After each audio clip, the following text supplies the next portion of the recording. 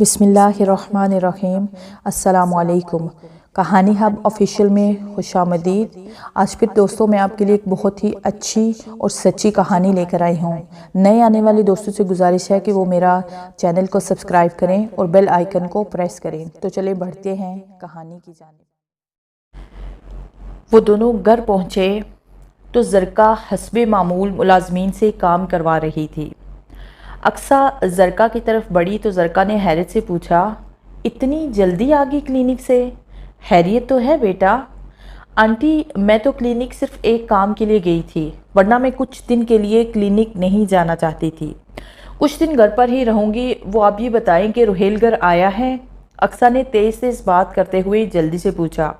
ہاں تم لوگوں کے آنے سے کچھ دیر پہلے آیا ہے، پتہ نہیں کیوں اس کا چہرہ اترا ہوا تھا۔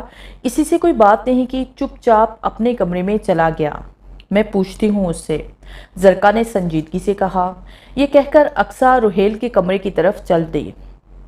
ارسل بھی اقصیٰ کے ساتھ چل دیا، لیکن وہ اس کے ساتھ اس وقت روہیل کے سامنے جانا نہیں چاہتا تھا۔ وہ اس کے کمرے کی کھڑکی کے عقب میں کھڑا ہو گیا۔ اقصیٰ روہیل کے کمرے میں داخل ہوئی تو وہ دراز میں کچھ رکھ رہا تھا۔ اقصیٰ اس کے قریب آئی تو اس نے اقصیٰ کی طرف پھیکی سی مسکراہٹ سے دیکھا اور اس کے سامنے کھڑا ہو گیا۔ اقصیٰ نے اس کی طرف دیکھا۔ آنٹی کہہ رہی تھی کہ تم نے کسی سے کوئی بات نہیں کی اور چپ چاپ اپنے کمرے میں آ گئے۔ کیا ہوا ہے؟ کوئی پریشانی ہے تمہیں؟ اقصیٰ کے سوال پر روہیل نے اپنی نگاہیں ایک دم سے جھکا لی۔ کیا ہوا ہے روہیل؟ آج تم بہت زیادہ پریشان لگ رہے ہو۔ اقصیٰ کے سوال پر بھی روہیل اسی کیفیت میں کھڑا رہا۔ روہیل نے آج وہی پینٹ شرٹ زیب تن کی ہوئی تھی جس میں وہ پہلی بار حویلی میں داخل ہوا تھا۔ اقصیٰ نے سنجیدگی سے روہیل کی طرف دیکھا۔ کیا ہوا ہے روہیل؟ مجھ سے کوئی بات تو کرو۔ اقصیٰ کی بات پر روہیل نے نظریں اوپر اٹھائی تو اس کی آنکھیں بھیگ کر دہکتے انگاروں کی طرح سلگ رہی تھی۔ آج پہلی بار اقصیٰ روہیل کے اندر کے حساس انسان کو دیکھ رہی تھی۔ روہیل کے تاثرات سے اندازہ ہو رہا تھا کہ اس کے اندر غموں کا ایک الاؤ جل رہا ہے۔ اس سے پہلے کہ اقصیٰ کچھ کہتی، روہیل نے اقصیٰ کی طرف دیکھا اور گلوگیر لہجے میں بولا، اقصیٰ تم بہت اچھی سائیکالوجسٹ ہو، انسان کو بڑا اچھا ہپنوٹائز کر لیتی ہو۔ تمہارے ایک بہت بڑے کارنامے پر تمہیں بہت بہت مبارکباد دیتا ہوں۔ تم نے ایک انسان میں ایک چھپا ہوا آسیب ڈھونڈ لیا ہے۔ یہ الفاظ کہتے ہوئے روہیل کی آنکھوں سے آنسو چمک کے اس کا چہرہ بھگونے لگے۔ اس نے اپنے دائیں بازو سے اپنے آنسو صاف کیے اور اقصیٰ کی طرف دیکھنے لگا۔ میں جس لباس میں یہاں آیا تھا اسی میں واپس جا رہا ہوں۔ مجھے جو کچھ ماں نے دیا وہ سب چھوڑے جا رہا ہوں۔ میں ان چیزوں کے لائق نہیں ہوں۔ آپ لوگوں کے بیچ آ کر میں نے بہت سی محبتوں کو محسوس کیا ہے، لیکن اب میرے دل میں اپنی ذات کے لیے نفرت اتنی زیادہ ہے کہ یہ دل اب محبت جیسے خوبصورت احساس کے قابل نہیں رہا۔ میں اپنے گناہوں کا کفارہ تو ادا نہیں کر سکتا، بس اتنا ہی کر سکتا ہوں کہ اپنے آپ کو اس دنیا سے دور کر لوں۔ روہیل کی باتیں سن کر اقصیٰ اندر سے کام کے رہ گئی، اس کی نگاہیں نم ہو گئی۔ وہ انتہائی خلوص سے بولی، روہیل تم کہیں بھی نہیں جاؤ گے۔ تم کیا سمجھتے ہو کہ یہ تلخ حقیقت جاننے کے بعد ہمارا رشتہ تم سے ٹوٹ گیا ہے؟ تم ہم سب گھر والوں کی زندگی کا ایک حصہ ہو۔ تمہارا اصل روپ جاننے کے بعد اس بات کو میں نے اور ارسل نے باقی گھر والوں سے کیوں چھپایا؟ کیا تم نے یہ نہیں سوچا؟ اس کی وجہ یہ ہے کہ میں اور ارسل تمہیں اس قرب سے اور گھر والوں کو اس ناگہانی آفت کے اثرات سے بچانا چاہتے تھے۔ ہم دونوں کو اپنی جان کی پرواہ نہیں، بس ہم اپنے مقصد میں کسی طرح سے کامیاب ہو جائیں۔ میں جانتی ہوں کہ عصبی طاقتیں کتنی خطرناک اور دہشت ناک ہوتی ہیں، لیکن اگر انسان کا ایمان پختہ اور خدا پر بھروسہ ہو تو اللہ خود وہ راستے دے دیتا ہے جو ہماری منزل کا تعین کرتے ہیں۔ اقصیٰ مجھے جانے دو، تم لوگ اس آگ میں نہ کودو۔ میرے چلے جانے سے ان عصبی طاقتوں کا رخ بدل جائے گا جو مختلف روپ دھارے اس حویلی کو اپنے حصار میں لینے والی ہیں۔ روہیل تم ہمیں صرف ایک موقع تو دو، صرف ایک موقع، اس کے بعد ہمیں تمہارا ہر فیصلہ منظور ہوگا۔ میں نے پتہ کروایا ہے، ایک بہت بڑے بزرگ ہیں بابا واسی شاہ۔ ان کا ذہن پر اسرار علوم اور روحانی طاقتوں کا منبع ہے۔ وہ ایسے علوم جانتے ہیں کہ عصیب ان کے اسیر ہو جاتے ہیں۔ اپنی روحانی طاقتوں سے وہ شیطانی طاقتوں کو مات دے دیتے ہیں۔ بس روہیل تمہیں ہمارے ساتھ تعاون کرنا ہوگا۔ ہو سکتا ہے وہ کوئی ایسی صورت نکالیں جس سے تمہارا عصبی روگ ہمیشہ کے لیے ختم ہو جائے اور تم ایک نارمل زندگی گزار سکو۔ اکثر یہ بات جتنی ناممکن ہے اتنی ہی خطرناک بھی ہے۔ ناممکن اس لیے کہ میری ماں کو یہ بات تیش دلا دے گی اور تم اس کے اثر روپ کا سامنا تک نہیں کر سکتے۔ روہیل، اس کا سامنا ہم نے نہیں کرنا، بابا واسی شاہ نے کرنا ہے۔ وہ ویسے عمل جانتے ہیں جس سے تمہاری ماں کی شیطانی طاقت ہم پر اثر انداز نہیں ہوگی۔ میں تمہیں اس بات کا یقین دلاتی ہوں، بس تم ایک بار میری بات مان لو۔ ہر شیطانی حربے کا توڑ نوری اور روحانی علوم سے کیا جا سکتا ہے۔ اقصیٰ نے روہیل کو بڑی مشکل سے منایا۔ روہیل بابا واسی شاہ کی قابلیت پر بھروسہ کرتے ہوئے تیار ہو گیا۔ اگلے دن ارسل اور اقصیٰ گھر سے کلینک کا کہہ کر ملتان روانہ ہو گئے۔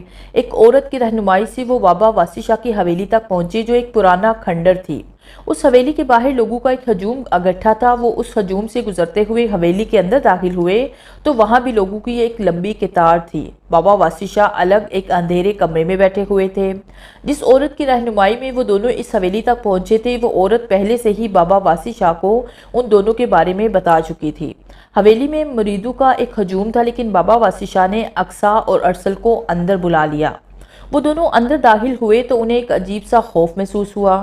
وہ ایک بہت بڑا حال نما کمرہ تھا جس میں کوئی روشن دان اور کھڑکی نہیں تھی۔ وہ کمرہ بالکل تاریکی میں ڈوبا ہوا تھا۔ اس خالی اور تاریک کمرے کے وسط میں کچھ موم بتیاں روشن تھی، جہاں بابا واسی شاہ سر جھکائے بیٹھے ہوئے تھے۔ ان کے لمبے لمبے بال زمین کی طرف لٹکے ہوئے تھے۔ اقصیٰ اور ارسل ان کے قریب بیٹھے تو انہوں نے سر اٹھا کر ان دونوں کی طرف دیکھا۔ اقصیٰ نے بابا واسی شاہ کو ساری بات بتائی۔ اقصیٰ کی بات سن کر بابا واسی شاہ تھوڑی دیر کے لیے گہری سوچ میں پڑ گئے اور پھر دھیمے سے انداز میں کہنے لگے، یہ بات جو تم بتا رہی ہو ایک حیرت ناک معمہ ہے۔ انسان اور آسیب کے ملاپ سے پیدا ہونے والی وہ صورتحال ہے جسے قابو کرنا انتہائی مشکل ترین کام ہے، لیکن انسان تمام مخلوقات سے افضل ہے۔ ہمت کرے تو ان ہوائی مخلوقات کو مات دے سکتا ہے۔ قرآن پاک سے اخذ کیے ہوئے نوری علم میں ان تمام مشکلات کا توڑ ہے جو ان مفوق الفطرت مخلوقات کے زیر اثر انسان کو پیش آتی ہیں۔ میں کل رات کے 7 بجے تمہاری حویلی میں آؤں گا۔ تم نے یہ سب روہیل کی ماں سے چھپا کر اچھا نہیں کیا۔ اب جاؤ گی تو اسے سب کچھ سمجھا دینا۔ کسی قسم کی بھی خوفناک صورتحال ان کے سامنے آ سکتی ہے۔ یہ کہہ کر بابا واسی شاہ نے اپنا سر جھکا لیا اور ورد کرنے لگے۔ اقصیٰ اور ارسل وہاں سے اٹھے اور الٹے قدموں سے چلتے ہوئے کمرے سے باہر آ گئے۔ اقصیٰ اور ارسل سارے راستے اسی کشمکش میں رہے کہ زرقا کو یہ سب کچھ کیسے بتایا جائے۔ اسی الجھن میں وہ گھر پہنچے تو دن ڈھل چکا تھا۔ رات کے 7 بجے ہوئے تھے۔ وہ بہت تھک چکے تھے۔ وہ ڈھیلے ڈھیلے قدموں سے کمرے میں داخل ہوئے اور صوفے پر ڈھیر ہو گئے۔ زرقا کمرے میں داخل ہوئی تو اس نے ہفکی سے ان دونوں کی طرف دیکھا۔ تم لوگ کچھ زیادہ ہی لاپرواہ نہیں ہو گئے؟ صبح سے اب آئے ہو، کلینک سے کوئی فون تک نہیں کیا اور کوئی فون بھی نہیں اٹھاتا۔ آنٹی، ہمارا تو فون ہی خراب ہے، باقی ہم کسی کیس میں الجھے ہوئے تھے، اب خواہ میں ہی پریشان ہو گئی، ارسل کہہ رہا تھا، جبکہ اقصیٰ بالکل خاموش سر جھکائے بیٹھی ہوئی تھی۔ اقصیٰ، تم کچھ بھی نہیں کہو گی؟ زرقا نے منہ ٹھیک کرتے ہوئے کہا، میری طبیعت ٹھیک نہیں، سر میں شدید درد ہو رہا ہے، میں ذرا چینج کر لوں۔ اقصیٰ شدید ذہنی تناؤ محسوس کر رہی تھی۔ وہ ڈھیلے ڈھیلے قدموں سے وہاں سے اٹھی اور اپنے کمرے میں چلی گئی۔ زرقا نے تعجب سے ارسل کی طرف دیکھا۔ کیا ہوا ہے اقصیٰ کو؟ کچھ نہیں ہوا اسے، بس تھک گئی ہے، ارسل نے بات گول کر دی۔ کچھ دیر کے بعد زرقا نے کھانا میز پر لگوا دیا۔ سب گھر والوں نے مل کر کھانا کھایا۔ جب رات کے 9 بجے تو سب اپنے اپنے کمروں میں چلے گئے۔ زرقا حویلی کے دروازے وغیرہ چیک کر رہی تھی کہ اسے اقصیٰ نے پکارا، آنٹی۔ زرقا نے پلٹ کر دیکھا۔ کیا بات ہے بیٹی؟ آنٹی، آپ میرے ساتھ میرے کمرے میں آئیں، مجھے آپ سے ایک بہت ہی ضروری بات کرنی ہے۔ ایسی کیا بات ہے بیٹی؟ زرقا نے اقصیٰ کی طرف دیکھتے ہوئے کہا۔ بس آنٹی، آپ میرے ساتھ میرے کمرے میں آئیں۔ اچھا بھئی، ذرا یہ مین گیٹ کا دروازہ لگوا لوں، پھر آتی ہوں۔ زرقا کی یہ بات سن کر اقصیٰ اپنے کمرے میں چلی گئی۔ کچھ دیر کے بعد زرقا اقصیٰ کے کمرے میں آ گئی اور بیڈ پر بیٹھ گئی۔ ہاں کہو، کیا کہنا تھا؟ اقصیٰ نے ایک کرسی اٹھائی اور زرقا کے قریب رکھ کر اس پر بیٹھ گئی۔ زرقا اقصیٰ کی طرف دیکھ رہی تھی اور اقصیٰ کے چہرے پر انتہائی گھبراہٹ تھی۔ وہ آنکھیں جھکائے خاموش بیٹھی ہوئی تھی۔ وہ بے چینی سے اپنے ہاتھوں کو جنبش دے رہی تھی۔ وہ بار بار کچھ بولنے کی کوشش کرتی، لیکن پہلے لفظ پر ہی اس کی زبان اٹک جاتی۔ اس کے حوصلے ٹوٹنے کے اثرات اس کے چہرے پر عیاں ہو رہے تھے۔ کیا بات ہے اقصیٰ؟ اتنا گھبرا کیوں رہی ہو؟ زرقا نے اقصیٰ کی طرف دیکھتے ہوئے کہا۔ اقصیٰ نے کچھ دیر زرقا کی طرف دیکھا اور حوصلے کا ایک لمبا سانس کھینچتے ہوئے اپنی بات شروع کی۔ آنٹی، زندگی کی کچھ تلخ حقیقتیں ایسی ہوتی ہیں جن کے لیے ہمیں اپنے دل پر پتھر رکھ کے دماغ سے سوچنا پڑتا ہے۔ آنٹی، میں آپ سے جو بات کروں گی آپ نے اسے حوصلے اور صبر سے سننا ہے۔ آنٹی، اب دل مضبوط کرتے ہوئے میری پوری بات سننا، پہلے سے کوئی رائے قائم مت کرنا۔ اقصیٰ کے اس طرح کے الفاظ سن کر زرکا کے چہرے پر پریشانی چھا گئی۔ اقصیٰ نے اپنی کرسی زرکا کی اور نزدیک کر لی اور اپنی بات شروع کر دی۔ آنٹی، مجھ پر اور ارسل پر ایک عجیب حقیقت کا انکشاف ہوا ہے جو ہم نے اب تک آپ سے چھپایا، جبکہ اس حقیقت کا تعلق آپ کی زندگی سے ہے، جو گزر چکی ہے اس سے بھی اور جو موجودہ ہے اس سے بھی۔ آنٹی، آپ نے سائم کو کبھی نہیں ڈھونڈا، آپ روحیل کے آنے سے پہلے سائم کو ڈھونڈتی رہی اور وہ آپ کے ارد گرد رہی۔ اس نے آپ کی پوری زندگی اپنی لپیٹ میں لے لی اور آپ کو گمان تک نہ ہوا۔ اقصیٰ، یہ تم کیا پہیلیاں بجوا رہی ہو؟ میری کچھ سمجھ میں نہیں آ رہا۔ اب پہلے میری پوری بات سنیں، آہستہ آہستہ اب سب سمجھ جائیں گی۔ انکل زیب نے جس عورت سے شادی کی اسے آپ نے کبھی بھی نہیں دیکھا۔ انکل دوسری شادی کے کچھ دن بعد ہی فوت ہو گئے۔ اس کی کیا وجہ تھی؟ ان کے فوت ہونے کے بعد سائم ایک دم غائب ہو گئی۔ ان کا بیٹا روحیل آپ سے 20 سال بعد کیوں ملا؟ آپ کے ذہن میں یہ سوال کبھی بھی نہیں ابھرے؟ اقصیٰ، میرے گرد غموں اور تنہائی کا کوئی ایسا خالہ تھا کہ میں نے بس روحیل کے انتظار کی آس ہی باندھ لی، کبھی اور کچھ سوچا ہی نہیں۔ زرکا ماضی کی کسی گہری سوچ میں کھو گئی۔ آنٹی، آپ ماضی کی جن چنگاریوں کو نظر انداز کرتی رہی ہیں اب وہ ایک لاوے کا روپ دھار کر ہم سب کی زندگیوں میں شامل ہو چکی ہیں۔ انکل کی موت کی وجہ وہ عورت تھی جس سے انہوں نے شادی کی تھی، کیونکہ وہ عورت نہیں بلکہ شیطانی طاقتوں کی مالک ایک جن زادی ڈائن تھی جس نے انسانی خون کی ہوس میں انکل کو بھی نگل لیا۔ اقصیٰ کے منہ سے یہ الفاظ نکلے تو زرکا پر جیسے بجلی گر گئی۔ وقت کے دھارے میں جس غم کو وہ بھول بیٹھی تھی وہ ایک کربناک حقیقت کے ساتھ اس کے دل میں تازہ ہو گیا۔ وہ کانپتی ہوئی آواز کے ساتھ بولی، اقصیٰ، یہ تم کیا کہہ رہی ہو؟ یہ کیسے ہو سکتا ہے؟ آنٹی، ایک حقیقت ہے اور ایک تلخ حقیقت ہے جسے کوئی بھی نہیں جھٹلا سکتا۔ سائم ایک مافوق الفطرت مخلوق ہے جو ایک خوبصورت عورت کا روپ دھار کر انکل زیب کی زندگی میں آئی۔ انکل کی موت تو اس کی شیطانیت کی ابتدا تھی، اس کی شیطانیت کی انتہا تو اب ایک اور روپ دھارے ہمارے بیچ موجود ہے، ایک ایسے انسان کے روپ میں جو دن کی روشنی میں تو انسان ہی ہوتا ہے، لیکن جو ہی رات کے 10 بجتے ہیں وہ ایک خوفناک آسیب کا روپ دھار لیتا ہے، جس کی شیطانی طاقت سائم کی طاقت سے دگنی ہے، جو انسانی خون کی ہوس میں انسانوں کو درندے کی طرح نوچ کھاتا ہے۔ وہ کتنا طاقتور اور بھیانک ہے، اس کی آسیبی طاقتیں کتنی خطرناک ہیں، اب اس بات کا اندازہ بھی نہیں کر سکتی۔ یہ آسیبی طاقتیں اسے ورثے میں ملی ہیں، جانتی ہیں کس سے؟ سائم سے۔ سائم اس دوہرے روپ کے انسان کی ماں ہے اور انکل زیب اس کے باپ۔ یہ بات سنتے ہی زرکا پر غشی طاری ہو گئی، اس کے ہاتھ پاؤں ٹھنڈے پڑ گئے۔ اقصیٰ نے زرکا کی حال دیکھا تو وہ گھبرا گئی اور اس کا چہرہ تھپتھپانے لگی۔ آنٹی، پلیز خود کو سنبھالیں۔ آنٹی، لیکن زرکا پر مکمل طور پر بے ہوشی طاری ہونے لگی، اس کی آنکھیں اوپر کو چڑھ گئی اور پھر وہ بے ہوش ہو کر بے سدھ گر پڑی۔ اقصیٰ تیزی سے اپنے میڈیکل باکس کی طرف بڑھی اور وہاں سے ایک انجیکشن نکال کر زرکا کو لگا دیا۔ انجیکشن کے تھوڑی دیر بعد ہی زرکا کو ہوش آ گیا۔ زرکا کو ہوش آیا تو اقصیٰ اس کا ہاتھ تھامے اس کے قریب بیٹھی ہوئی تھی۔ زرکا اقصیٰ سے لپٹ گئی اور چیخ چیخ کر رونے لگی۔ میرے اللہ، مجھے کس آزمائش میں ڈال دیا ہے؟ میں نے تو روحیل کو اس حویلی کا سپوت سمجھا تھا، وہ خون آشام درندہ کیسے بن گیا؟ یہ بھیانک انہونی ہماری زندگی میں کیسے ہو گئی؟ زرکا اونچی اونچی آواز میں رو رہی تھی۔ آنٹی، روحیل کو برا نہ کہیں، وہ بہت بے بس ہے، وہ رات کو کہاں ہوتا ہے، کیا کرتا ہے، اسے کچھ یاد نہیں رہتا۔ اقصیٰ نے زرکا کو چپ کراتے ہوئے کہا، یا میرے اللہ، یہ تو نے میرے بیٹے کو کیسی زندگی دی ہے، یہ تو نے اسے کس روپ میں مبتلا کر دیا ہے، اسے اس کرب سے باہر نکال دے میرے مالک، اور لوگوں کو اس کے بھیانک آسیب کی شر سے بچا۔ زرکا گلوگر آواز میں اللہ سے شکوہ کرنے لگی، پھر وہ یکدم اٹھی اور اپنے کمرے سے نکل کر روحیل کے کمرے کی طرف بڑھ گئی۔ اقصیٰ بھی اس کے ساتھ چل دی۔ زرکا روحیل کے کمرے میں داخل ہوئی تو وہاں روحیل نہیں تھا۔ اس نے اپنی بھیگی ہوئی نگاہوں سے گھڑی کی طرف دیکھا تو 10:30 بج رہے تھے۔ زرکا روتے روتے گھٹنوں کے بل بیٹھ گئی۔ اقصیٰ نے اپنے دونوں ہاتھ اس کے شانوں پر رکھے اور اسے کمرے سے باہر لے گئے۔ اقصیٰ کی آنکھوں میں آنسو تہ رہے تھے۔ लेकिन वो मुसलसल जरका को हौसला दे रही थी।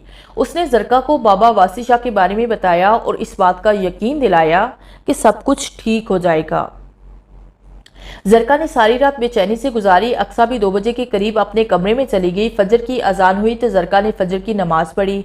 नमाज पढ़ते ही वो बेचैनी से रुहेल के कमरे की तरफ बढ़ी। वो रुहेल के कमरे में दाखिल हुई तो रुहेल उसी कैफियत में लेटा हुआ था जिसमें वो इस वक्त हमेशा ऐसे ही लेटा होता था। वो उल्टा लेटा हुआ था। उसने अपने दोनों हाथों से अपने सर को जकड़ा हुआ था। जरका उसकी तरफ बढ़ी तो वो उसी कैफियत में लेटा हुआ था जैसे उसके सर के पिछले हिस्से में शदीद दर्द हो रहा हो। जरका उसके बिस्तर के करीब आई। उसने झटके से करवट ली। उसकी आंखें दहकते अंगारों की तरह सुलग रही थी। उसके चेहरे पर अजीब सी थकावट के असरात थे। उसने जरका को अपने करीब देखा तो उसकी निगाहों में नमी तैरने लगी। वो कुछ देर जरका के चेहरे की तरफ देखता रहा, फिर मुस्कुराते हुए उसने जरका की गोद में अपना सर रख लिया। माँ, मेरा दिल चाह रहा है आज आपसे ढेर सारा प्यार लूं, ढेर सारी बातें करूं। जरका बड़े प्यार से रुहेल के बालों में हाथ फेरने लगी। उसके दिल में गम का एक तूफान बरपा था जिससे उसकी आंखें बार बार भीग रही थी। वो बेआवाज घुट घुट कर रो रही थी, बार बार अपने आंसू को साफ करती ताकि रुहेल पर जाहिर ना हो। रुहेल के दिल में भी गम का कोई अलाव सा जल रहा था। उसकी बेचैन तबीयत में एक तरफ थी कि कहीं वो अपनों के इस खुरूस को खो न दे जिसके हिसार में ही उसका सारा सुकून, सारी खुशियां थी। जिन लोगों के प्यार ने उसके तारीक दिल को रोशन कर दिया उन लोगों की तो कोई उससे छीन ना ले, इस सोच से उसकी आंखें भीग रही थी। माँ, एक बात कहूँ, रुहेल ने जरका की तरफ देखते हुए कहा। बेटे, आज जो तुम्हारे दिल में आता है करो। मैं तुम्हारे पास बैठी हूँ। मैं आपसे दूर दूर इसलिए रहता था कि मैं चाहता था कि आप मुझसे ज्यादा प्यार ना करें। मेरी ज़ात में एक खला है जिसकी वजह से मुझे हर वक्त ये गुमान रहता था कि जैसे मैं हमेशा आप लोगों के साथ नहीं रह सकता। लेकिन शायद मैं ये बात नहीं जानता था कि माँ का प्यार तो वो समंदर है जो कभी कम नहीं होता। मैंने अब सब लोगों के प्यार को महसूस किया तो मुझे भी अपनी इस ज़िंदगी से प्यार हो गया। दिल चाहा कि मैं भी किसी के लिए जीऊँ।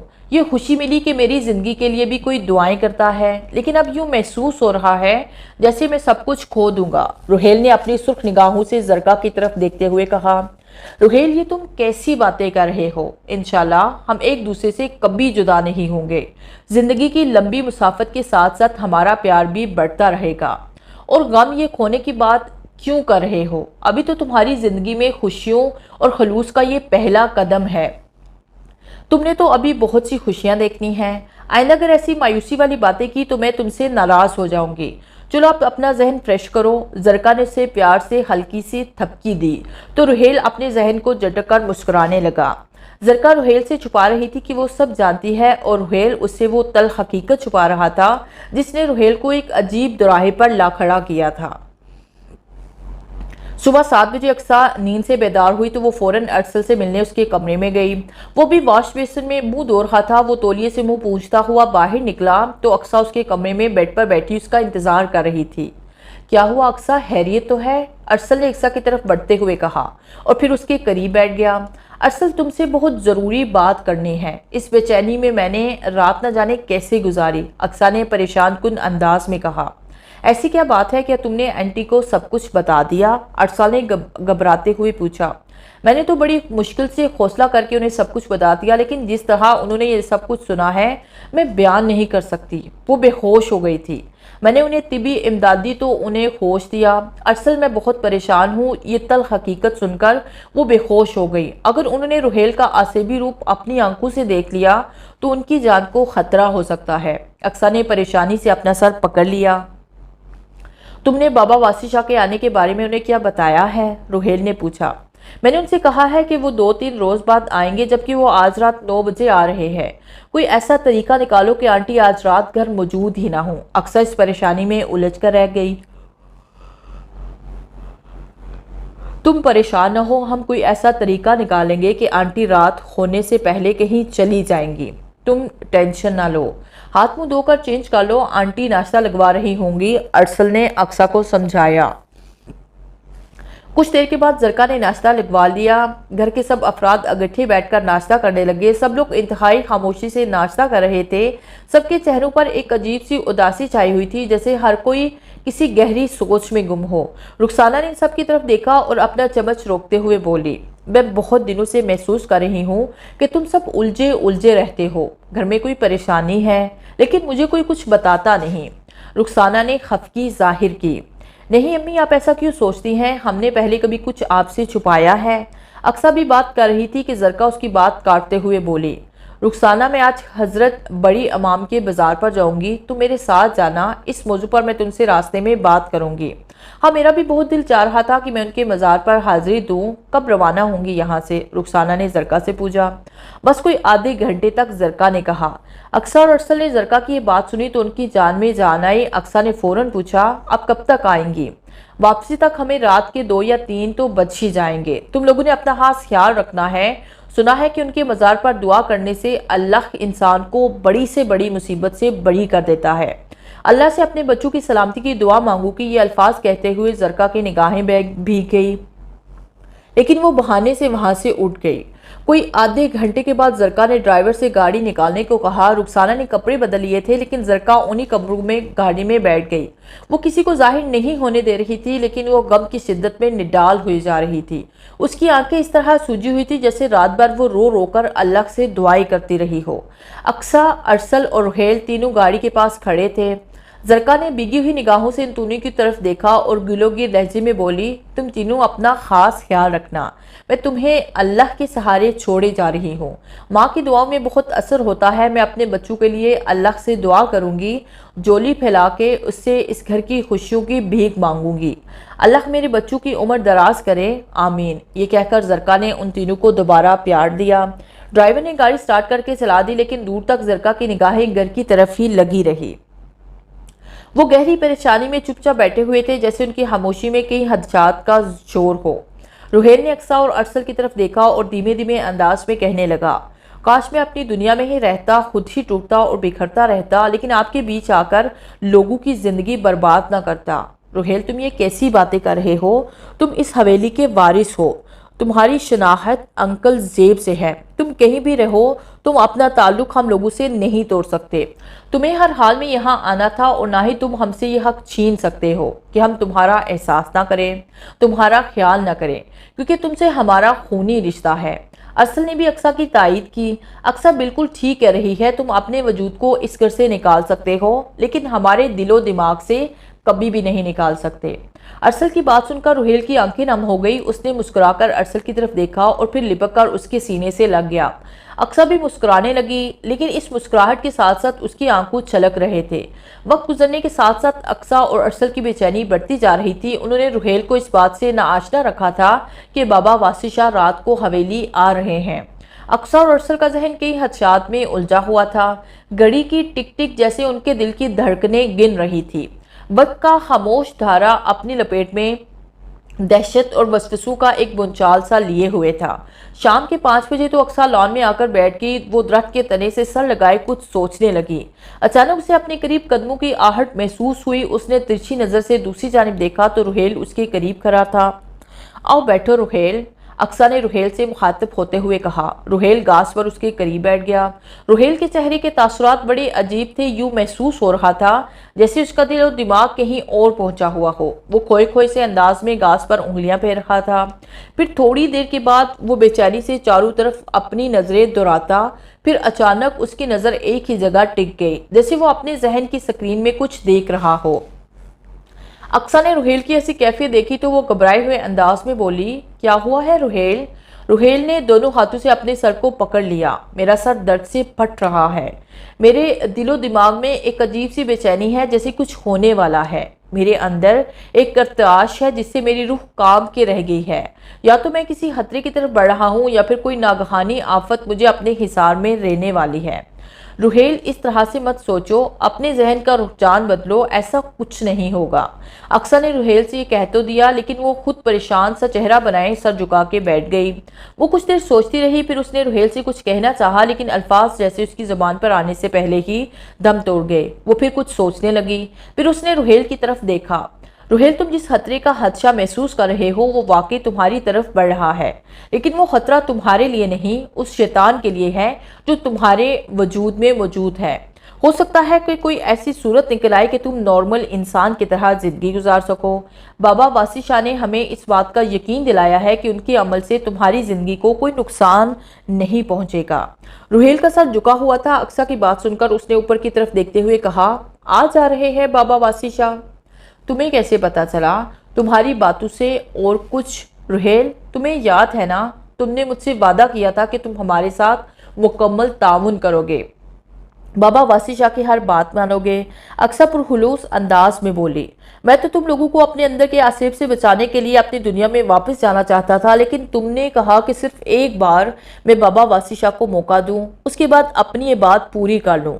اقصیٰ، میں تمہاری بات ٹال نہیں سکتا۔ تم نے مجھے ہیپٹزم کے لیے کہا، میں مان گیا، اور اب تم کہہ رہی ہو کہ میں خود کو بابا واسی شاہ کے آگے حاضر کر دوں، تو میں تمہاری یہ بات بھی نہیں ٹال سکتا۔ لیکن یہ تمہیں ضرور کہوں گا کہ جو تم سوچ رہی ہو وہ انتہائی مشکل کام ہے، شاید ناممکن ہے۔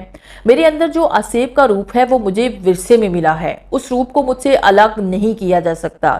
ایسا صرف اسی صورت میں ہو سکتا ہے اگر روہیل کا وجود ہی ختم کر دیا جائے، لیکن مجھے اس کی کوئی پرواہ نہیں۔ میں ہر حال میں چاہتا ہوں کہ آپ لوگ میرے اندر کے خوفناک شیطان سے محفوظ ہو جائیں۔ روہیل، تم کیا سمجھ رہے ہو کہ بابا واسی شاہ کے سامنے ہم تمہیں یوں ہی پیش کر رہے ہیں؟ روہیل، شاید تمہیں اپنی زندگی سے اتنا پیار نہ ہو جتنا اس گھر کے افراد تم سے پیار کرتے ہیں۔ ہم تو بابا واسی شاہ سے صرف یہ معلوم کرنا چاہتے ہیں کہ کسی طریقے سے تم سے تمہارا یہ عصبی روپ الگ ہو سکتا ہے جس میں تمہاری جان کا کوئی خطرہ نہ ہو۔ اگر انہوں نے کہا کہ خطرہ ہے تو پھر ہم انہیں کوئی عمل نہیں کرنے دیں گے۔ یہ بات ہم نے ان سے طے کی ہے، لیکن یہ سب وہ تم سے مل کر معلوم کر سکتے ہیں۔ ان وفاؤں کی زنجیروں میں ہی تو میں جکڑا گیا ہوں۔ اس زندگی کو جینے کو دل چاہتا ہے، اپنوں کی اتنی وفائیں ہیں، اور اس زندگی سے نفرت ہے جس نے خون کی ندیاں بہا دی۔ میں محبت اور نفرت کے اس حصار میں بکھر چکا ہوں۔ روہیل نے دونوں ہاتھوں سے اپنا سر پکڑ لیا اور درخت سے پشت لگا کے بیٹھ گیا۔ روہیل، خدا کے لیے اپنے آپ کو سنبھالو، سب ٹھیک ہو جائے گا۔ میں ارسل کو بلا کر لاتی ہوں۔ اقصیٰ یہ کہہ کر وہاں سے چلی گئی۔ تھوڑی دیر کے بعد اقصیٰ اور ارسل دونوں روہیل کے پاس آ گئے۔ 6:45 ہو گئے، وہ تینوں لان میں ہی بیٹھے ہوئے تھے۔ تھوڑی دیر کے بعد 7 بجے تو اقصیٰ اور ارسل بابا واسی شاہ کا انتظار کرنے لگے۔ ان کی بے چینی خوف اور دہشت کا روپ دھارنے لگی۔ وہ تینوں خاموش بیٹھے ہوئے تھے کہ ایک دم روہیل نے ایک جھرجھری لی اور فضا میں چاروں اطراف گھورنے لگا۔ پھر ایک دم بولا، میری ماں صائم آ رہی ہے۔ یہ الفاظ اس کی زبان سے ادا ہی ہوئے تھے کہ پوری فضا میں بھاری بھاری پروں کی آواز گونجنے لگی۔ اقصیٰ اور ارسل نے گھبرا کر ایک دوسرے کی طرف دیکھا، پھر اچانک ایک خوفناک شاہین بھیانک آواز کے ساتھ فضا میں نمودار ہوا۔ اقصیٰ اور ارسل جہاں کھڑے تھے وہیں سن ہو گئے۔ ان کی پھٹی پھٹی نگاہیں جیسے ہوا میں معلق ہو گئی۔ وہ خوفناک شاہین چیختا ہوا ان دونوں کی طرف بڑھا اور اپنے پروں کے بلیڈروں سے ہوا کو چیرتا ہوا ان کے سروں کے اوپر سے گزر کر دوسری طرف چلا گیا۔ ان دونوں نے جھٹکے سے دوسری طرف دیکھا تو وہ خوفناک شاہین زمین کی طرف بڑھا۔ ان دونوں کے جسموں میں تھر تھراہٹ کی ایک لہر دوڑ گئی۔ وہ خوفناک شاہین ان کی آنکھوں کے سامنے اس خوبصورت عورت کا روپ دھار گیا جس کے روپ میں صائم اپنا خوفناک چہرہ چھپا لیتی تھی۔ اس کی وارت ہوتے ہی ہوا کا جیسے انداز ہی بدل گیا۔ ہوا کا ایک شدید طوفان روپ دھار گیا جس کے تھپڑوں نے اقصیٰ اور ارسل کو ہلا کے رکھ دیا۔ ہوا میں اتنی خوفناک آوازیں گونجنے لگی کہ ہر طرف جیسے دہشت ناچنے لگی۔ اقصیٰ اور ارسل کا دل جیسے ان کی مٹھی میں آ گیا۔ انہیں یوں محسوس ہونے لگا کہ جیسے ان کے دل کی دھڑکن بند ہو کر رہ گئی ہو۔ وہ ایک دوسرے کا ہاتھ تھامے خفگی سے صائم کی طرف دیکھ رہے تھے۔ صائم کے لمبے لمبے بال ہوا کے تیز جھونکوں میں لہرا رہے تھے۔ اس نے ان تینوں کی طرف دیکھا اور کہکہا بلند کیا، پھر اس نے اپنے دونوں بازو سے اپنا چہرہ ڈھانپ لیا۔ کچھ دیر کے بعد اس کا وجود آنکھوں میں مدھم پڑنے لگا، پھر دیکھتے ہی دیکھتے اس کا وجود آنکھوں سے اوجھل ہونے لگا۔ اقصیٰ اور ارسل نے تیز تیز سانس لیتے ہوئے ایک دوسرے کی طرف دیکھا، لیکن جب سفید لباس میں ملبوس صائم کا وجود بالکل اوجھل ہونے لگا تو اقصیٰ اور ارسل کی پھٹی پھٹی نگاہیں اس کے غائب ہوتے وجود پر جم گئی۔ لیکن اچانک صائم کا وجود ایک تیز روشنی میں تبدیل ہو گیا جس کی روشنی سے پورا لان روشن ہو گیا۔ روشنی اس قدر تیز تھی کہ اقصیٰ اور ارسل کی آنکھیں چندیا کر رہ گئی اور ان کی آنکھوں میں اس قدر جلن ہونے لگی کہ وہ اپنے ہاتھوں سے اپنی آنکھیں ڈھانپے گھٹنوں کے بل بیٹھ گئے۔ روہیل تیزی سے ان کے قریب آ گیا۔ کچھ دیر کے بعد جب یہ تیز کربناک روشنی معدوم ہوئی تو ان دونوں نے آہستہ آہستہ اپنی آنکھیں کھولی تو ان کی آنکھیں خوف کے باہر ابل پڑی۔ دہشت سے وہ کام کے رہ گئے، خوف سے ان کا دماغ اس طرح سن ہو گیا کہ وہ بدخواس ہو کر رہ گئے۔ سائم اس خوبصورت عورت کے مادی وجود کو چھوڑ کر اپنے بھیانک تین ہوائی روپ میں آ چکی تھی۔ اس چڑیل کا یہ روپ اتنا خوفناک تھا کہ ارسل اور اقصیٰ پر ایک عجیب سی کیفیت طاری ہو گئی۔ ان کے دلوں کی دھڑکنیں اتنی تیز ہو گئی کہ ان کا اپنے اعصاب پر قابو بھی نہ رہا۔ ان کی ٹانگوں کی جان جیسے ختم ہی ہو گئی۔ سائم نے اپنے دونوں ہاتھ فضا میں بلند کیے اور دہشت ناک آواز کے ساتھ گرجی، میں نے روہیل کو تمہاری دنیا میں اس لیے بھیجا تھا کہ انسانوں کے لیے ترستا تھا، لیکن جو کچھ تم کر رہے ہو اس کا انجام نہیں جانتے۔ تمہاری یہ ہتھ کنڈے میرے بچوں کا کھیل ہے۔ میں دیکھ رہی تھی کہ تم اور کتنے پڑ نکالتے ہو۔ وہ بابا واسی شاہ میرا اور میرے بیٹے کا کچھ بھی نہیں بگاڑ سکتا۔ اپنی ناپاک زبان سے مجھے بیٹا نہ کہہ۔ تیرے وجود کی وجہ سے مجھے اپنے آپ سے نفرت ہے۔ یاد رکھ، اگر اقصیٰ اور ارسل پر خراش بھی آئی تو مجھے ہمیشہ ہمیشہ کے لیے کھو دے گی۔ روہیل انتہائی غضبناک آواز میں گرجا۔ سائم اپنی ہونہار آنکھیں روہیل کی طرف گارتے ہوئے چنگاری، تیری وجہ سے میں نے اب تک ان کا لحاظ کیا، تیرے شیطانی روپ سے انہیں دور رکھا، لیکن اب انتہا ہو گئی، اب میں انہیں نہیں چھوڑوں گی۔ یہ کہہ کر سائم نے اپنے ناخن سے روہیل کی طرف اشارہ کیا تو روہیل کے پاؤں زمین میں گڑ گئے اور اچانک اس کی قوت گویائی بھی سلب ہو گئی۔ سائم نے ایک خوفناک قہقہا لگایا اور اپنے دوسرے ناخن سے اقصیٰ اور ارسل کی طرف اشارہ کیا، جس سے ایک دم ان کے گرد آگ کا ایک دائرہ کھنچ گیا۔ اقصیٰ نے چیخ کر ارسل کا بازو تھام لیا۔ آگ تیزی سے ان کی طرف بڑھنے لگی۔ اقصیٰ اور ارسل کی چیخو پکار میں اضافہ ہوتا گیا۔ روہیل یہ سب دیکھ کر مچھلی کی طرح تڑپ رہا تھا، لیکن وہ نہ تو اپنی جگہ سے ہل سکتا تھا اور نہ ہی کچھ بول سکتا تھا۔ روہیل اپنی بھیگی ہوئی آنکھوں سے ان دونوں کی طرف دیکھ کر تڑپتا اور پھر اپنی دہکتی ہوئی آنکھوں سے سائم کے بدصورت چہرے کی طرف دیکھتا۔ کچھ ہی دیر میں وہ آگ اتنی بڑھ گئی کہ اس کی حرارت اقصیٰ اور ارسل کو شدید اذیت دینے لگی۔ وہ اونچی اونچی آواز میں چیخنے لگے۔ ان کی چیخوں کے ساتھ سائم کی شیطانی ہنسی فضا میں گونج رہی تھی۔ اچانک سائم خاموش ہو گئی۔ اس کی شیطانی قوت نے اپنے قریب کسی چوتھے وجود کو محسوس کیا اور اس نے اپنی قوتوں کے آئینے میں اس کا چہرہ بھی دیکھ لیا۔ وہ تیش میں ہوا میں جھولتی ہوئی دوسری طرف مڑی تو بابا واسی شاہ اس کے سامنے کھڑے تھے۔ وہ ہونٹوں کی تیز جنبش کے ساتھ منہ میں کچھ پڑھ رہے تھے۔ ان کے ہاتھ میں مٹی کا مشکیزہ تھا جس میں شاید پڑا ہوا پانی تھا۔ اقصیٰ اور ارسل کی چیخو پکار بابا واسی شاہ کے کانوں میں پڑ رہی تھی۔ سائم نے ایک قہقہا فضا میں بلند کیا اور اپنا ہاتھ اٹھانے لگی۔ اس سے پہلے کہ وہ اپنا ہاتھ اوپر اٹھا کر کوئی عمل کرتی، بابا واسی شاہ نے پانی سے بڑا ہوا وہ مشکیزہ اس چڑیل کی سمت میں ہوا میں اچھال دیا۔ اس کے ساتھ ہی سائم کے گرد نوری علم کا ایک خالہ سا کھینچ لیا۔ اس خالے میں سائم کی شیطانی قوتیں قید ہو کر رہ گئی۔ اس کی کوئی شیطانی قوت اس خالے سے باہر نہیں جا سکتی تھی، جس کے ساتھ ہی اقصیٰ اور ارسل کے گرد لگی ہوئی آگ بجھ گئی اور روہیل کے قدم بھی زمین سے آزاد ہو گئے۔ ہوا میں معلق سائم اپنے بھیانک روپ کے ساتھ بے چینی سے نہ دکھائی دینے والے اس گول چکر میں مڈلانے لگی جو بابا واسی شاہ نے اپنے نوری علم سے اس کے گرد کھینچ دیا۔ شدید تیش میں سائم کے منہ سے خوفناک گراہٹ کی آوازیں نکل رہی تھی، جس سے اقصیٰ اور ارسل کی سانسیں اکھڑ گئی۔ اس دائرے میں گھومتے گھومتے اچانک سائم چنگارتی ہوئی رکی اور اپنی ہونہار نگاہیں بابا واسی شاہ کے چہرے پر گاڑ دی۔ تو دیکھ میں تیرے اس عمل سے کیسے باہر نکلتی ہوں۔ یہ کہہ کر سائم اس غیبی خالے میں چکر کاٹنا شروع کر دیے۔ کچھ ہی دیر کے بعد اس خالے میں سے اتنی خوفناک آوازیں ابھرنے لگی کہ اقصیٰ اور ارسل لپک کر بابا واسی شاہ کے قریب آ گئے۔ ان کے دلوں کی دھڑکنیں انتہائی تیز ہو گئی۔ وہ چاروں پھٹی پھٹی نگاہوں سے سائم کی طرف دیکھ رہے تھے۔ دیکھتے ہی دیکھتے سائم حالے میں گھومتے ہوئے اسی خوبصورت عورت کا روپ دھار گئی۔ پھر کچھ ہی دیر کے بعد وہ اس خوبصورت عورت سے ایک شاہین کا روپ دھار کر اس خالے میں تیزی سے چکر کاٹنے لگی۔ وہ جو روپ بدل رہی تھی، دائرے میں خوفناک آوازیں بڑھ رہی تھی۔ پھر دیکھتے ہی دیکھتے وہ شاہین سیاہ بلی کا روپ دھار گیا۔ اقصیٰ اور ارسل کی اوپر کی سانس اوپر، نیچے کی سانس نیچے رہ گئی۔ خوف کی زیادتی سے وہ تھر تھر کانپ اٹھے۔ ان چاروں کی پھٹی پھٹی نگاہوں کے سامنے وہ سیاہ بلی ایک چھپکلی میں بدل گئی۔ وہ کھٹ سے دائرے سے باہر گھاس پر گری اور ایک ہی ساتھ میں غائب ہو گئی۔ ان لمحوں میں بابا واسی شاہ پریشان ہو گئے اور گھبراہٹ سے ادھر ادھر دیکھنے لگے۔ اچانک ہر طرف سائم کے قہقہوں کی آوازیں گونجنے لگی۔ بابا واسی شاہ نے اطمینان کا لمبا سانس کھینچا۔ اس کا مطلب ہے کہ وہ ابھی ہمارے آس پاس موجود ہے۔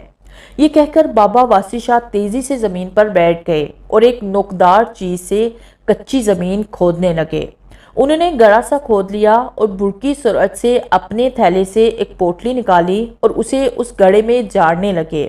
اس پوٹلی سے قبرستان کی راکھ اور انسانی جسم کی ہڈیوں کا ایک ڈھیر اس گڑھے میں جا گرا۔ بابا واسی شاہ نے اپنے دونوں ہاتھ اس گڑھے کے اوپر اکڑا لیے اور اونچی اونچی آواز سے آنکھیں بند کیے کوئی ورد پڑھنے لگے۔ تیز ہوا کا شور عصبی قوتوں کے ایک بونچال میں بدل رہا تھا۔ ہر طرف خوفناک آوازوں کی ایک دہشت پھیلی ہوئی تھی۔ جو بابا واسی شاہ منتر پڑھتے جا رہے تھے، ان آوازوں کا شور بڑھتا جا رہا تھا۔ سراسیمگی کے اس ماحول میں بابا واسی شاہ کی زبان پل بھر کے لیے بھی نہ رکی۔ وہ مسلسل منتر پڑھتے رہے۔ کچھ ہی دیر کے بعد صائم کی خوفناک گڑگڑاہٹ کی آوازیں پوری فضا میں گونجنے لگی۔ بابا واسی شاہ مزید اونچی اونچی آواز میں اپنا منتر پڑھنے لگے، جس سے صائم کی چنگاڑنے کی آواز اس طرح ہر طرف گونجنے لگی جیسے اس کی شیطانی طاقتوں اور بابا واسی شاہ کی نوری طاقتوں کے مقابلے میں اسے شدید اذیت پہنچ رہی ہو، جیسے وہ نوری طاقتوں کا مقابلہ نہ کر پا رہی ہو۔ بابا واسی شاہ اپنے دونوں ہاتھ اکڑائے مسلسل وہ منتر پڑھ رہے تھے۔ ان کا چہرہ اتنی سردی میں بھی پسینے میں بھیگ گیا تھا، ان کا خلق سوکھ گیا تھا۔ اس منتر کی سختی سے ان کا پورا وجود جیسے درد سے پھوڑا بن گیا تھا، لیکن اس سخت عمل میں انہیں کسی بھی چیز کی ہوش نہ تھی۔ عمل کرتے کرتے ایک دم سے بابا واسی شاہ کے پورے جسم کو شدید جھٹکے لگنے لگے۔ ان لمحوں میں صائم شدید طیش میں بابا واسی شاہ کی نوری طاقتوں کی قید میں ہوا میں ظاہر ہو رہی تھی، اور بابا واسی شاہ کے عمل سے اس کے گرد وہ نوری خالہ بنتا جا رہا تھا جس میں اس کی تمام شیطانی قوتیں محصور ہو کر رہ گئی تھی۔ جو خالہ بنتا جا رہا تھا، صائم کے حلق سے خوفناک آوازیں ابھرتی جا رہی تھی۔ بے چینی میں اس کا روپ اتنا بھیانک ہو گیا تھا کہ دہشت سے اقصیٰ اور ارسل نڈال ہو کر رہ گئے۔ ان کے جسم میں جیسے جان ہی نہ رہی۔ وہ اس خوفناک منظر سے آنکھیں چرائے سہمے ہوئے بابا واسی شاہ کے قریب بیٹھے ہوئے تھے۔ روحیل اپنی بھیگی ہوئی سرخ آنکھوں سے یہ تلخ حقیقت دیکھ رہا تھا۔ اس کا پورا چہرہ آنسو سے تر ہو رہا تھا۔ جو ہی نہ دکھائی دینے والا یہ نوری خالہ مکمل ہوا، بابا واسی شاہ نے فوراً عمل چھوڑ دیا۔ انہوں نے آنکھیں کھولی تو ان کی آنکھیں گوشت کے لوتھڑے کی طرح سرخ تھی، جن میں ان کی جسمانی اور ذہنی طاقت عیاں تھی۔ خالہ مکمل ہوتے ہی نہ صرف صائم کی شیطانی طاقتیں اس میں محصور ہو گئی، بلکہ اس کی قوت گویائی بھی سلب ہو گئی۔ بس وہ اپنے بھیانک روپ کے ساتھ اس دائرے میں بے بسی اور بے چینی سے چکر کاٹ رہی تھی۔ ہوا سے خوفناک آوازوں کا شور ایک دم سے ختم ہو گیا۔ آندھی کا جھکڑ ٹھٹھرتی ہوئی سرد ہوا میں بدل گیا۔ اقصیٰ، ارسل اور روحیل نے اطمینان کا لمبا سانس کھینچتے ہوئے ایک دوسرے کی طرف دیکھا۔ شیطانی طاقتیں نوری طاقتوں کے آگے دم توڑ چکی تھی۔ وہ چاروں خود کو انتہائی محسوس کرنے لگے، لیکن کچھ دیر کے بعد بابا واسی شاہ نے روحیل کو پکارا۔ روحیل، میرے قریب آؤ، وقت بہت کم ہے اور کام انتہائی مشکل۔ تم اقصیٰ اور ارسل کی جان مٹھی میں آ گئی۔ روحیل بڑے عجیب سے انداز سے اپنی بھیگی ہوئی نگاہوں سے کافی دیر تک اقصیٰ اور ارسل کی طرف دیکھتا رہا اور پھر ڈھیلے ڈھیلے قدموں سے بابا واسی شاہ کی طرف بڑھنے لگا۔ اقصیٰ اور ارسل نہایت پریشانی کی کیفیت میں روحیل کی طرف دیکھ رہے تھے۔ کئی وسوسے انہیں اندر سے توڑتے جا رہے تھے، لیکن وہ اللہ کے سہارے خود کو مضبوط کرتے کہ اس کے نوری علم میں بڑی طاقت ہے۔ روحیل بابا واسی شاہ کے قریب آیا تو انہوں نے دھیمے سے انداز میں کہا، گھٹنوں کے بل بیٹھ جاؤ۔ روحیل بابا واسی شاہ کے قریب گھٹنوں کے بل بیٹھ گیا۔ بابا واسی شاہ نے روحیل کے سر پر ہاتھ رکھا۔ تمہیں میرے ساتھ تعاون کرنا ہوگا۔ روحیل نے ہاں کے انداز میں سر ہلایا تو صائم غصے کے علاوہ میں تڑپنے لگی۔ بے بسی میں اس کا روپ اور بھی خوفناک ہو گیا۔ اس کے گلے سے ایسی بھیانک گڑگڑاہٹ کی آوازیں ابھر رہی تھی کہ جیسے اگر صائم بابا واسی شاہ کے عمل سے باہر آ گئی تو ایک بھونچال آ جائے گا، خون کی ندیاں بہہ جائیں گی۔ بابا واسی شاہ روحیل کے قریب بیٹھ گئے۔ انہوں نے اپنے تھیلے سے کانٹے کا بنا ہوا دیا نکالا اور ایک دم کیا ہوا چاقو۔ بابا واسی شاہ نے روحیل کا دایاں ہاتھ تھاما جس کی کلائی پر پنجے کا نشان نصب تھا۔ انہوں نے اپنے دم کیے ہوئے चाकू से रुहेल के उस बाजू पर एक चीरा दिया जिससे तेजी से खून बहने लगा। बाबा वासी शाह ने आटे का वो दिया रुहेल के बाजू के करीब कर दिया जो उसके खून से भर गया, जिसके साथ ही बाबा वासी शाह ने अपना दम किए हुए चाकू का उल्टा हिस्सा उस चीरे पर रखा जिससे उसका खून बहना फौरन बंद हो गया। बाबा वासी शाह रुहेल के सामने आलती पालती मारकर बैठ गए और खून से भरे हुए उस दिए को दरमियान में रख के आंखें बंद करके अपने दोनों हाथ उस दिए के ऊपर अकड़ा लिए और मुंह में कुछ पड़ने लगे। चंद ही सातों में उस दिए में रुहेल के खून में डूबी हुई रुई जल उठी और वो दिया रोशन हो गया। दिया रोशन होते ही रुहेल की आंखों में एक अजनबियत सी आ गई और आहिस्ता आहिस्ता उसकी आंखें बंद हो गई। वो एक बुत की तरह अपनी जगह पर साकित हो गया। बाबा वासी शाह ने वो जलता हुआ दिया अपने हाथों में ले लिया और उसे रुहेल के इर्द गिर्द सरतपा एक दायरे की सूरत में घुमाने लगे।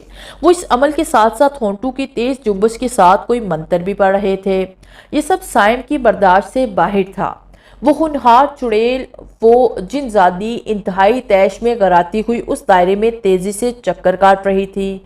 वो कई भयानक रूप बदल रही थी लेकिन किसी भी तरीके से वो इस नूरी खाले से बाहर नहीं आ सकती थी। बाबा वासी शाह ने उस चिराग का रुहेल के गिर्द जब 7वां चक्कर मुकम्मल किया तो वो दिया खुद ब खुद बुझ गया। उसके साथ ही बाबा वासी शाह ने अपनी आंखें बंद कर ली और उस दिए को जमीन पर रखकर अपने दोनों हाथों को आपस में जोड़ लिया। वो तकरीबन 15 मिनट इसी कैफियत में रहे और रुहेल भी उसी कैफियत में मट्टी के बुत की तरह उनके सामने बैठा हुआ था। उसकी बंद आंखों में खफीफ सी हरकत भी ना हुई। वो बाबा वासी शाह के गहरे अमल के जेरे असर था। कुछ देर के बाद बाबा वासी शाह ने आंखें खोली तो उनकी आंखें दहकते अंगारों की तरह सुर्ख हो चुकी थी। उन्होंने रुहेल की तरफ देखा और अपनी एक उंगली उसकी पेशानी पर दोनों भुवों के दरमियान में रख दी। कुछ देर के बाद रुहेल की दोनों भुवों के दरमियान जैसे एक अंगारा सा दहकने लगा। बाबा वासी शाह ने फौरन अपनी उंगली पीछे कर ली और एक पानी से भरा हुआ कच्चा प्याला रुहेल के सामने रख दिया। हर तरफ एक खौफनाक सन्नाटा छाया हुआ था जिसमें साइम की दहशतनाक गराहट गूंज रही थी।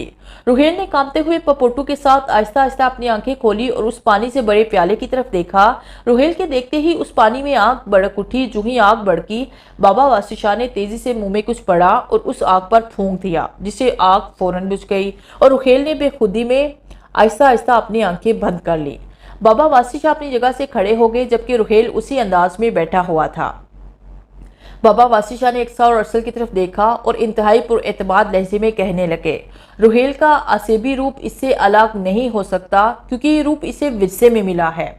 ये पुरअसरार रूप इसकी ज़ात का एक हिस्सा है जो सिर्फ इसी सूरत में ख़त्म हो सकता है कि रुहेल का वजूद ही निस्तो नाबूद हो जाए। जो ही ये अल्फाज बाबा वासी शाह की ज़बान से निकले तो अक्सा और अरसल तरफ कर उनकी तरफ बढ़े। अक्सा ने रोते हुए बाबा वासी शाह का बाजू पकड़ लिया। नहीं बाबा जी, हम रुहेल को उसकी दुनिया में वापस भेज देंगे, चाहे वो हमसे कभी ना मिले, लेकिन उसकी ज़िंदगी पर कोई आज नहीं आने चाहिए। बाबा वासी शाह ने अक्सा के सर पर हाथ रखा। तुम दोनों ने मेरी बात पूरी नहीं सुनी और परेशान हो गए। मेरी पहले पूरी बात तो सुनो। रुहेल ने कैसी डायन से एक ऐसी जिनजादी से जन्म लिया जो शैतानी ताकतों की हामिल है। वो इंसानी खून से अपनी प्यास बुझाती है। रुहेल जब पैदा हुआ तो इसका एक रूप इंसान का था और दूसरा रूप आसेब का था, एक ऐसे आसेब का जिसका शैतानी ताकतों से कोई वास्ता नहीं था, जो पुरअसरार कुव्वतों का मालिक जरूर होता है लेकिन इंसानी खून का प्यासा नहीं होता। लेकिन साइम अपनी खौफनाक दुनिया में अपने बेटे को सबसे ज्यादा ताकतवर और दहशतनाक देखना चाहती थी। इसलिए उसने कई सालों के खौफनाक अमलों से रुहेल के अंदर वो शैतानी ताकतें पैदा की जिसने उसे इंसानी खून का प्यासा बना दिया। इस दुनिया में असेबों की एक वसी तादाद कई रूप धारे इंसानों के साथ रहती है जिनकी मुख्तलिफ किस्में हैं। सिर्फ एक किस्म ऐसी है जो इंसानों को निकल रहती है और वो है विल्हान, और रुहेल के असेबी रूप का इस किस्म से कोई वास्ता ही नहीं। साइम इस वक्त इतनी कमज़ोर है कि मैं एक कमल से इसे इसकी शैतानी कुव्वतों समेत इस खाली कोठी में कैद कर दूंगा जिस कोठी में आज से 20 साल पहले इसने ज़ेब को मारा था। इस तरह से रुहेल के असीबी रूप से शैतानी कुव्वतें हमेशा हमेशा के लिए अलग हो जाएंगी और वो उसी अंदाज में जिएगा जो उसे अल्लाह ने अता किया है। दिन में ये इंसान के रूप में तुम लोगों के साथ खुश रहेगा, लेकिन जो ही रात होगी ये तुम इंसानों की दुनिया से गायब होकर अपनी आसेबी दुनिया में चला जाएगा। इसे इंसानी खून से कोई गर्ज नहीं होगी। अक्सा और अरसल ने बाबा वसी शाह की ये बात सुनी तो उन्हें लाशऊरी तौर पर एक इत्मीनान सा हो गया। انہوں نے قدرت کے سچ کو خوشی سے قبول کر لیا۔ انہیں خوشی اس بات کی تھی کہ بابا واسی شاہ کے اس عمل سے لوگ روہیل کی شیطانی قوتوں کے شر سے محفوظ ہو جائیں گے اور روہیل کو کبھی خود سے نفرت نہیں ہوگی۔ وہ اپنے اس دوہرے روپ کے ساتھ اطمینان سے جی سکے گا۔ روہیل ابھی تک بابا واسی شاہ کے عمل میں تھا۔ وہ اسی کیفیت میں آنکھیں بند کیے پتھر کی بت کی طرح بیٹھا ہوا تھا اور سائم بابا واسی شاہ کی بات سن کر انتہائی تیش میں بیانک انداز میں غراتی ہوئی انتہائی تیزی سے اس نوری حالے میں چکر کاٹ رہی تھی۔ سائم غصے میں اس طرح چکر کاٹ رہی تھی کہ یوں محسوس ہو رہا تھا جیسے یہ بیانک جن زادی اس نوری حالے سے باہر آ جائے گی، لیکن بابا واسی شاہ کے چہرے پر انتہائی اطمینان تھا جسے اقصا اور ارسل کے حوصلے بھی بلند تھے۔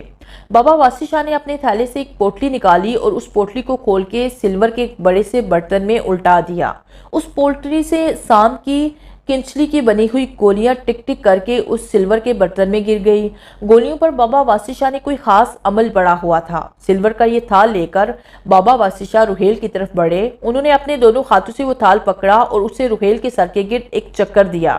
اس تھال میں سام کی کنچلی سے بنی ہوئی گولیوں میں آگ بھڑک اٹھی۔ بابا واسی شاہ نے فوراً آگ میں بھڑکتا ہوا وہ تھال اپنی جانب موڑا اور اسے سائم کی سمت میں زمین پہ رکھ کے بیٹھ گئے۔ انہوں نے اس آگ میں بھڑکتے ہوئے تھال پر اپنے دونوں ہاتھ اکڑا لیے اور اپنی آنکھیں بند کر کے ایک ایسے عمل میں داخل ہو گئے جس میں اس کی جان کو بھی خطرہ تھا، لیکن انہیں اپنی روحانی اور نوری طاقتوں پر اعتماد تھا کہ شیطانی طاقتیں اس پر غالب نہیں آ سکتی۔ وہ اپنی نوری قوتوں سے سائم جیسی چڑیل جن زادی کو اس کی شیطانی طاقتوں سمیت اس خالے سے اس کوٹھی تک اڑا لے جائیں گی۔ وہ ہونٹوں کی تیز جنبش کے ساتھ اپنا عمل پڑھ رہے تھے۔ اس عمل میں ان کی ذہنی قوت اتنی صرف ہو رہی تھی کہ ان کی پیشانی کی رگیں اس طرح پھڑک رہی تھی کہ یوں محسوس ہو رہا تھا جسے یہ رگیں پھٹ جائیں گی اور بابا واسی شاہ اپنی زندگی کو کھو دیں گے۔ سائم نوری علم کے اس خالے میں غصے اور انتقام کے علاوہ میں تڑپ رہی تھی۔ بابا واسی شاہ کے عمل سے سائم کی قوت گویائی واپس آ گئی تھی۔ انتہائی غصے اور طیش میں اس کے حلق سے اتنی خوفناک آوازیں ابھرنے لگی کہ ہر طرف ایک دہشت پھیل گئی۔ وہ خوفناک آواز میں چنگاڑنے لگی، تو انسان ہو کر میرے مقابلے میں نہ آ، تیرے وجود کو راکھ بنا کر اس فضا میں بکھیر دوں گی۔ ابھی بھی وقت ہے، اپنی اور ان دونوں کی زندگی بچا لے، مجھے اس نوری حالے سے رہا کر دے، میں تجھے معاف کر دوں گی۔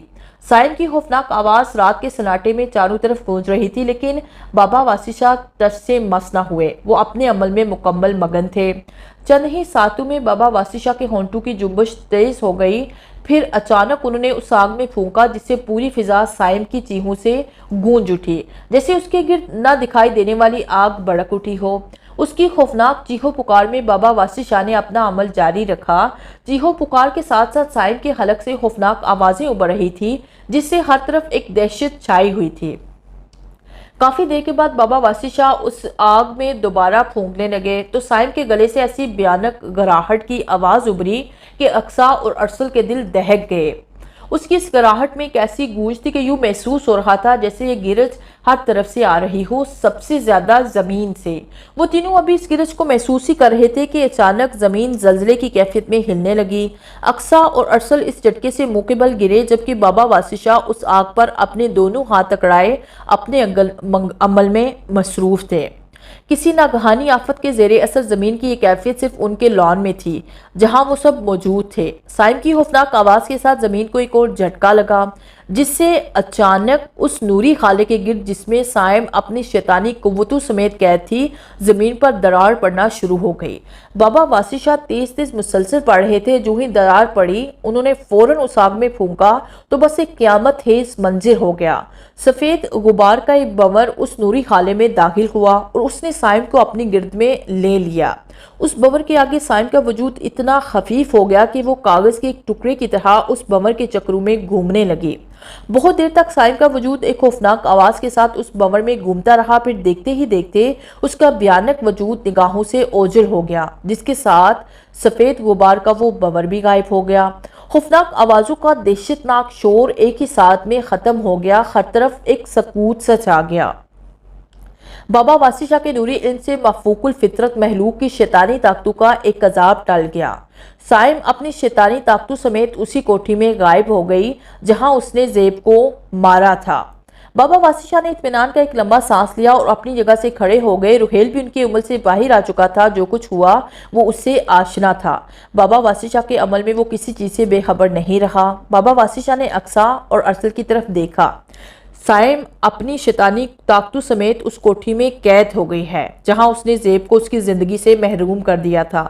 وہ ساری زندگی اس خالی کوٹھی میں بھٹکتی رہے گی۔ بابا واسی شاہ کی آنکھیں دہکتے انگاروں کی طرح سلگ رہی تھی اور ان کے دماغ اور اعصاب پر اتنی تھکن تھی کہ ان کے پورے جسم میں اینٹھن سی تھی۔ اقصیٰ بابا واسی شاہ کے قریب آئی۔ ہمارے پاس وہ الفاظ نہیں کہ ہم آپ کا شکریہ کیسے ادا کریں۔ آپ نے اپنی زندگی کو مصیبت میں ڈال کر ہمیں اتنے بڑے عذاب سے بچا لیا ہے اور رحیل کو اس کے بھیانک روپ سے نجات دلا دی ہے۔ میرا شکریہ ادا نہ کرے، اس اللہ کا شکر ادا کرو، یہ سب اسی کے کلام کی برکت سے ہے۔ میں تو ایک عام سا انسان ہوں۔ بابا واسی شاہ نے بڑے دھیمے سے انداز میں کہا۔ ارسل اور رحیل بھی بابا واسی شاہ کے قریب کھڑے ہو گئے۔ رحیل کی آنکھوں میں نمی تیر رہی تھی۔ اس نے آسمان کی طرف دیکھا۔ شکر ہے میرے خدا کہ اب میرے خط کسی کے خون میں نہیں رنگیں گے۔ پھر اس نے اپنی بھیگی ہوئی نگاہوں سے اقصیٰ اور ارسل کی طرف دیکھا۔ دیکھو تم لوگوں کے خلوص نے مجھے آج کہاں سے کہاں لا کھڑا کیا ہے۔ تم لوگوں کے خلوص میں کوئی کمی نہ آئے تو میں ہر روپ میں خوشی سے زندہ رہ لوں گا۔ آدھا مان ہی صحیح لیکن پوری محبتوں کے ساتھ جینا چاہتا ہوں، جن میں سب سے پیارا میری ماں کا ہے، جنہوں نے 20 سال تک میرا انتظار کیا، اور پھر تم دونوں کا۔ رحیل کی باتیں سن کر اقصیٰ اور ارسل کی آنکھوں میں نمی تیر رہی تھی۔ اقصیٰ رحیل سے بات کرنے لگی تو اچانک رحیل ان تینوں کی آنکھوں سے اوجھل ہو گیا۔ اقصیٰ اور ارسل نے گھبرا کر بابا واسی شاہ کی طرف دیکھا تو انہوں نے انگلی سے اوپر کی طرف اشارہ کیا۔ اقصیٰ اور ارسل نے تیزی سے اوپر کی طرف دیکھا تو ایک آگ کا انگارہ تیزی سے آسمان کی طرف بڑھ رہا تھا۔ ان دونوں نے سوالیہ نظروں سے بابا واسی شاہ کی طرف دیکھا تو بابا واسی شاہ نے بڑے تحمل سے کہا، رحیل آسیب کا روپ دھار چکا ہے، اس لیے وہ اپنی دنیا میں چلا گیا ہے۔ پریشانی کی کوئی بات نہیں، صبح ناشتے میں انسان کے روپ میں وہ تمہارے بیچ موجود ہوگا۔